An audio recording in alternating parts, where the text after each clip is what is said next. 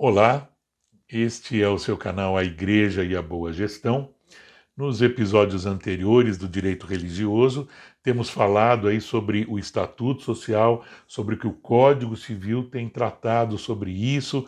Estamos falando com muita calma, bem devagar, artigo por artigo, ok? Lógico que nós não somos conclusivos, existem sempre algumas especificidades, alguns comentários claros de cada igreja, ok? Mas mesmo assim estamos explicando que o Código Civil não é prescritivo, ou seja, ele não diz como que tem que fazer, né, o que, mas diz que você tem que ter lá relacionado. Bom, agradecemos que você está assistindo, agradecemos o seu like, a sua inscrição, ok? E comente, divulgue essas nossas informações, ok?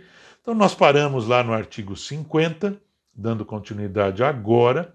O artigo 51 diz assim: nos casos de dissolução, nós já tratamos isso em episódio anterior, porque teve um artigo que fala que você tem que colocar no estatuto, caso haja dissolução, Deus o livre, queremos que a graça de Deus superabunde na igreja, que haja muito fruto, né? Mas no caso da dissolução da pessoa jurídica ou cassada a autorização, então, de novo, que não haja isso, porque isso aí tem um reflexo direto sobre o testemunho da igreja, mas enfim, ela subsistirá para os fins de liquidação até que se conclua. Então, existindo patrimônio, é importante que esses bens ficarão disponíveis de acordo como está lá no Estatuto. Então, o Estatuto diz que havendo liquidação, havendo extinção, e no caso aqui, cassada a autorização do seu funcionamento, os bens, caso haja patrimônio, os bens patrimoniais serão dirigidos, serão enviados para tal organização, ou não havendo tal organização funcionando, que seja para uma convenção, para uma instituição outra, ou seja, no Estatuto Social está lá determinado para onde será levado, para onde será destinado os fins, os bens patrimoniais, enfim, o patrimônio que possa existir a partir do fim ou da exclusão desta igreja, ok?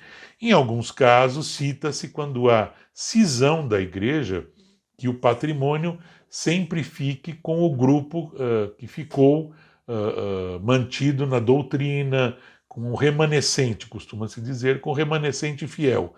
Então, aqui, mesmo que seja minoria. Então, o patrimônio fica com o remanescente fiel, e aqueles que destoam, se quiserem sair e montar outra igreja, que assim o façam sem levar patrimônio, sem dilapidar o patrimônio da igreja, que foi constituída muitas vezes ao longo dos anos, ao longo do esforço de muitos membros, da contribuição até de outras igrejas, de outras instituições. Então, o patrimônio sempre fica com aquele grupo que não é dissidente, com aquele grupo que se permaneceu às finalidades da igreja, ok? Então, o parágrafo 1º do artigo 51 diz: far-se-á, no registro onde a pessoa jurídica estiver inscrita, a averbação de sua dissolução, ou seja, precisa ser feito um ato de dissolução da mesma maneira que teve um ato de constituição, de instituição, terá que ser feito um ato de dissolução e devidamente registrado em cartório. É isso que ele está dizendo aqui. Parágrafo 2º, as disposições para liquidação, então, aplicam-se no que couber às demais pessoas jurídicas de direito privado. Então, para as sociedades, bem como as demais organizações de direito privado. Encerrada a liquidação, promover-se-á o cancelamento da inscrição, então cancela-se a inscrição. Uma vez cancelado no cartório de registro, deve-se proceder da mesma maneira que se fez a instituição, o cancelamento no registro do Cadastro Nacional das Pessoas Jurídicas, do seu CNPJ. Então lembre-se de, havendo dissolução, fazer esse cancelamento, senão as obrigações relacionadas à Receita Federal vão continuar ali pertinentes, ok? Então, isso é o que nós estávamos tratando com relação ao Estatuto Social, aquilo que de fato o Código Civil estabelece como obrigações, ok? Aquelas obrigações inerentes às organizações religiosas, inerente às igrejas, ok? Então nós já tratamos aí todos os artigos, tá certo? É importante destacar então o artigo 59, vamos até a ele aí, o artigo 59, ele diz o seguinte: uma vez discutida a questão aí das associações, que não tem nada a ver com a questão das associações, uma vez que igreja é organização religiosa, é quando o Código Civil começa a ficar prescritivo. Então, a partir do artigo 59, é quando há prescrição do Código Civil. O que isso quer dizer?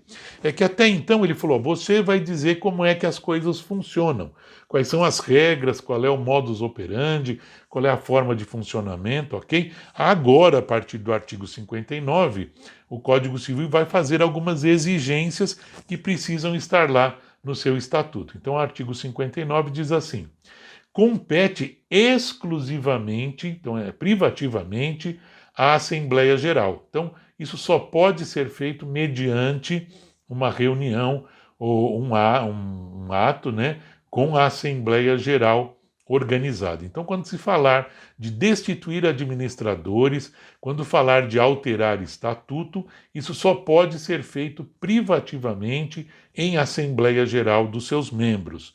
Ok? Então não pode ser feito de qualquer maneira, tá certo?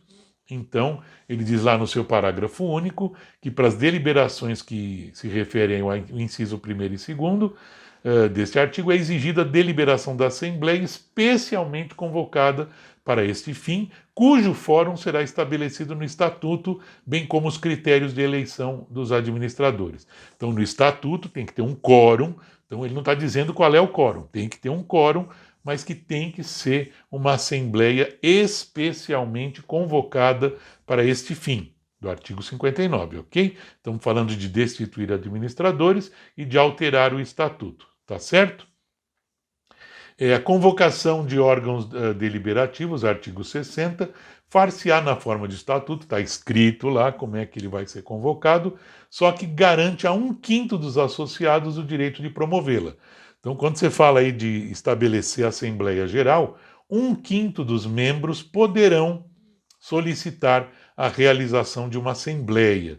Então, precisa estar transcrito lá no Estatuto Social que a Assembleia poderá ser instituída por deliberação dos seus administradores e também por 1/5 dos seus associados, ok? O artigo 61 fala de novo sobre dissolução da associação e fala sobre o remanescente do seu patrimônio líquido, ok?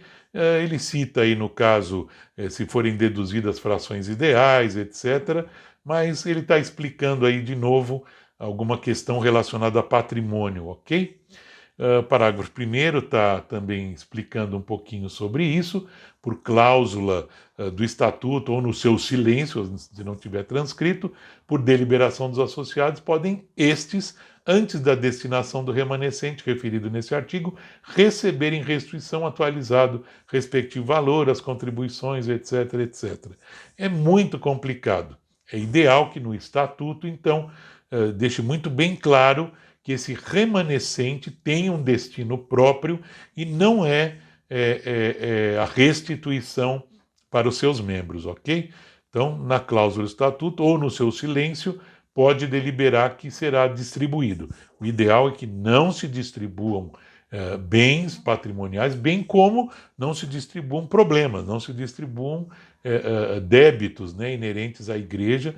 Os seus membros não respondem e nem recebem e nem assumem qualquer relação aí com os bens patrimoniais. Então, é importantíssimo que esteja transcrito no estatuto para onde será destinado, ok?